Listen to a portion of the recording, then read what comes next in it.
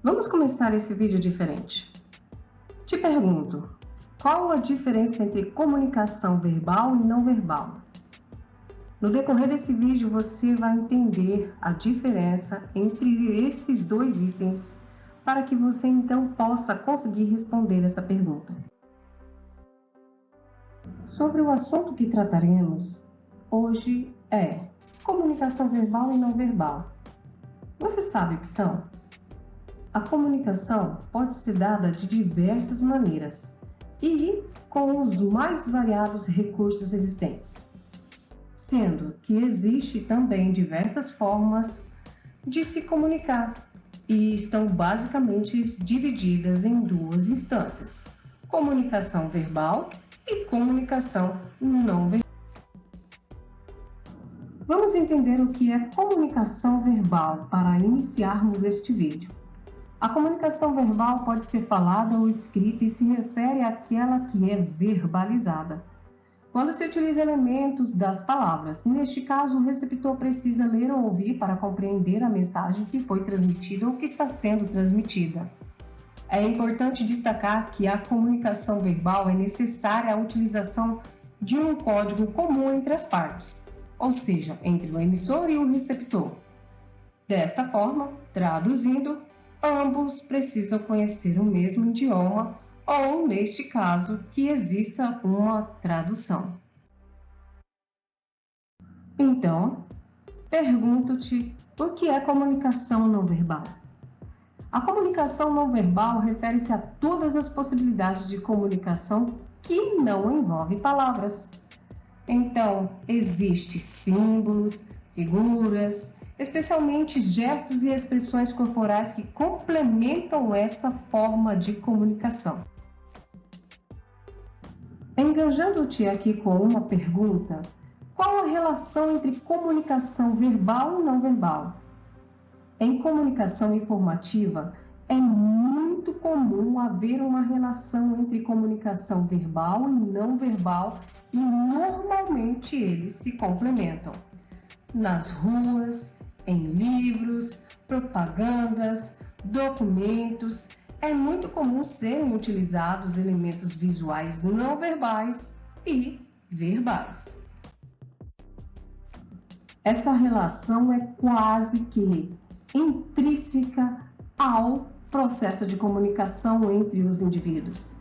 As pessoas, ao se comunicarem, inevitavelmente, quase que instintivamente, elas utilizam expressões corporais que podem ser a referência da mensagem ou mesmo complemento. Por isso é importante e é preciso estar atentos para que essa relação não gere contradições quando a palavra segue em uma direção e a expressão é outra. E como você pode fazer para melhorar a sua comunicação? Lembre-se que a comunicação pressupõe a interação que começa com o emissor, mas é processada por uma outra pessoa. Assim, para que seja concretizada, não basta somente ter bem codificada, mas sim bem entendida. A boa comunicação é bem compreendida e atende os seus objetivos quando isso acontece. Para isso, é fundamental que sejam observados vários aspectos. E esses aspectos são a definição dos objetivos da comunicação, que é quando define o que se pretende comunicar, a clareza das ideias, que é quando se esclarece para si, primeiramente, a sua intenção, a objetividade, que é quando se foca as energias no que realmente são importantes, a concisão, que é quando se extrai a sua ideia e o que é necessário, empatia, que é fundamentada quando se coloca na posição do receptor para perceber tal mensagem que seria recebida caso seja entendida, observação, que é quando se observa o contexto, as pessoas de modo geral, e, claro, a interação, que é quando escuta e respeita a interação. Ou seja, esses itens citados anteriormente fará com que você tenha uma boa comunicação. A comunicação, então, ela requer interações e isso é especialmente contributivo para que garanta a eficácia durante o ato de comunicar. Perceber quem é o receptor é fundamental para isso, pois a interação será com que essa pessoa, e isso pode ser realmente um fator decisivo. É importante entender que uma mesma mensagem pode exigir um canal diferente conforme o seu receptor.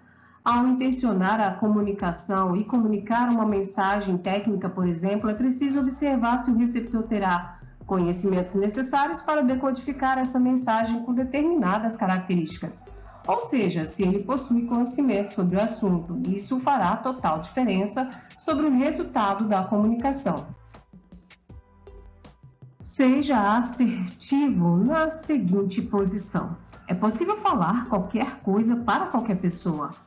A questão é de que forma isso será feito. Atualmente, a indústria que chamamos de 4.0 ou a quarta revolução industrial trouxe para as indústrias uma grande revolução tecnológica e de muita produtividade. A comunicação inerente a esse processo contribuiu constantemente e significativamente com essa revolução.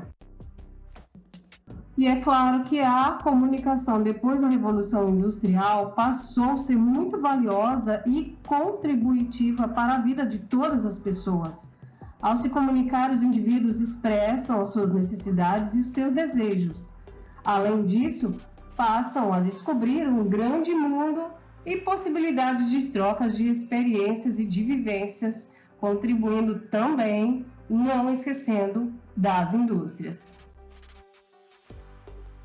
Acredito que você consiga então agora elencar, citar exemplos de comunicação verbal e comunicação não verbal.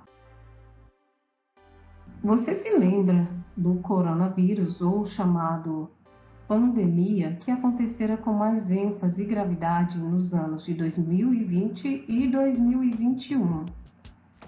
Você, na prática, teria condições de responder como a comunicação verbal e não verbal acontecera em home office, ou seja, no trabalho executado em casa? Eu te ajudo a responder.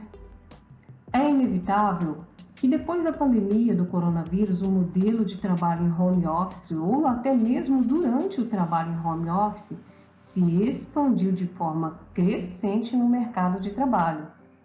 E algumas empresas utilizam até hoje. E a comunicação verbal e não verbal se tornou então um desafio para muitos da época. No entanto, as dicas que você pode obter são apenas uma questão de prática. Quando então, visto que muita gente adotou um novo estilo de trabalho, precisou adotar os meios de forma assíncrona para então que o trabalho home office pudesse acontecer. E este trabalho assíncrono acontecia com a ajuda de alguns aplicativos de comunicação utilizados na época.